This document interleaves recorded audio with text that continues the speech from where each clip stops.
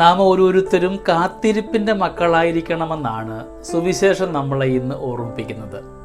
പ്രതീക്ഷയോടുകൂടെ ദൈവത്തിൻ്റെ ആഗമനത്തിന് വേണ്ടി കാത്തിരിക്കുന്നവരാകുവാൻ നമുക്ക് തീരുമാനമെടുക്കാം. വിശുദ്ധ മത്തായി അറിയിച്ച സുവിശേഷം 24-ാം അധ്യായം 37 മുതൽ 44 വരെയുള്ള തിരുവചന ഭാഗം. പ്രതീക്ഷയോടുകൂടെ മിശിഹായ്ക്ക് വേണ്ടി കാത്തിരിക്കുവിൻ. നമ്മുടെയൊക്കെ ജീവിത മേഖലയിൽ നമുക്ക് എത്രമാത്രം പ്രതീക്ഷയുണ്ട് എൻ്റെ ക്രിസ്തുവിൻ്റെ ആഗമനത്തിന്. എൻ്റെ ജീവിതത്തിലേക്ക് ക്രിസ്തു കടന്നു വരുമ്പോൾ ഞാൻ ഒരുക്കത്തോടു കൂടെയാണോ എന്നായിരിക്കുക എന്ന് ധ്യാനിക്കുവാൻ ഈ ദിനത്തെ നമുക്കൊന്ന് മാറ്റിവെക്കാം.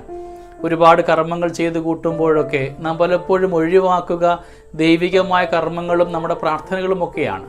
ബാക്കിയെല്ലാം വളരെ മനോഹരമായിട്ട് ചെയ്യുമ്പോഴും ദൈവത്തിനു വേണ്ടിയുള്ള കർമ്മങ്ങളിൽ ഉദാസീനത ഉണ്ടാവുന്നുണ്ടെങ്കിൽ നമുക്ക് തിരികെ വരാം. ഒരുക്കത്തോടുകൂടെ അവസാനം വരെ പിടിച്ചു നിന്നുകൊണ്ട് ക്രിസ്തുവിന് വേണ്ടി കാത്തിരിക്കുവാനും അപ്രതീക്ഷിതമായി കടന്നു വരുന്ന ക്രിസ്തു സാന്നിധ്യം അനുഭവിക്കുവാൻ ഒരുക്കമുള്ളവരായിട്ടിരിക്കുവാൻ നമുക്ക് പരിശ്രമിക്കുകയും ചെയ്യാം.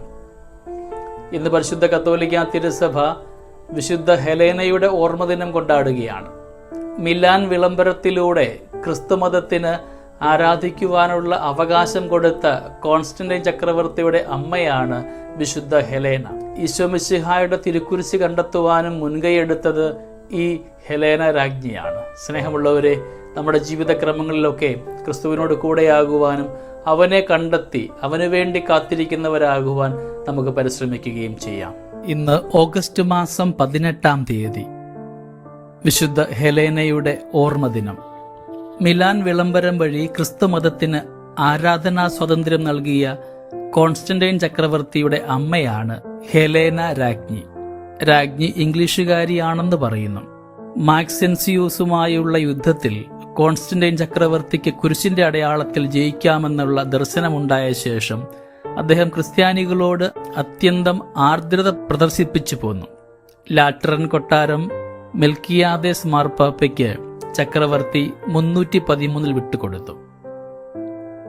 മാനസാന്തരത്തിനു ശേഷം ഹെലേന രാജ്ഞി ഭക്താഭ്യാസങ്ങളിലും ദാനധർമ്മങ്ങളിലും അത്യുത്സുകയായിരുന്നു. 326-ൽ ജെറുസലേമിലെ ബിഷപ്പ് മക്കാരിയൂസിന് ഗാഗുൽത്തായിൽ ഒരു ദൈവാലയം പണിയുന്നതിന് കൽപ്പന കൊടുത്തു. അന്ന് രാജ്ഞിക്ക് 75 വയസ്സായിരുന്നെങ്കിലും ദൈവാലയ നിർമ്മാണം നേരിൽ കാണുവാൻ രാജ്ഞി ജെറുസലേമിലേക്ക് പോയി. ക്രിസ്തു തറയ്ക്കപ്പെട്ട യഥാർത്ഥ കുരിശ് കണ്ടുപിടിക്കണമെന്നുള്ള ആഗ്രഹവും ഉണ്ടായിരുന്നു. ഗാഗുൽത്തായിൽ കുന്നുകൂടി കിടന്നിരുന്ന ചപ്പും ചവറും മാറ്റുകയും വീനസിന്റെ പ്രതിമ നീക്കുകയും ചെയ്തപ്പോൾ 3 കുരിശുകളും കണ്ടെത്തി.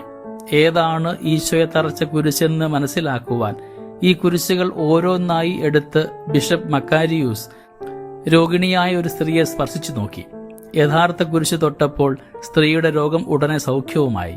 കുരിശ് കണ്ടെത്തിയതിൽ ഹെലേന രാജ്ഞിക്ക് ഏറെ അഭിമാനമുണ്ടായി. അവിടെ ഒരു ദൈവാലയം പണിയുകയും ചെയ്തു.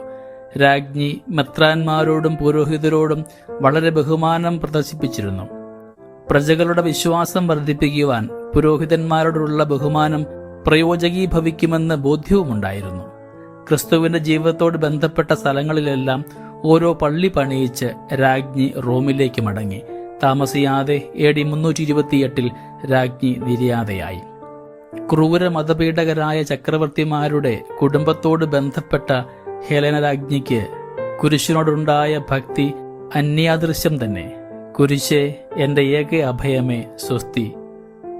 നമുക്കും കുരിശോട് ചേരാം. കുരിശിനെ പുണർന്നുകൊണ്ട് നമ്മുടെ ജീവിതവും അനുഗ്രഹമാക്കുകയും ചെയ്യാം. പ്രതീക്ഷിക്കാത്ത സമയത്തും ഈശോ കടന്നു വന്നാലും അവിടെയും ഒരുക്കത്തോടുകൂടെ ആയിരിക്കുമ്പോൾ ക്രിസ്തു നമ്മളെ ഓർത്ത് ആനന്ദിക്കുന്നുണ്ടാവും.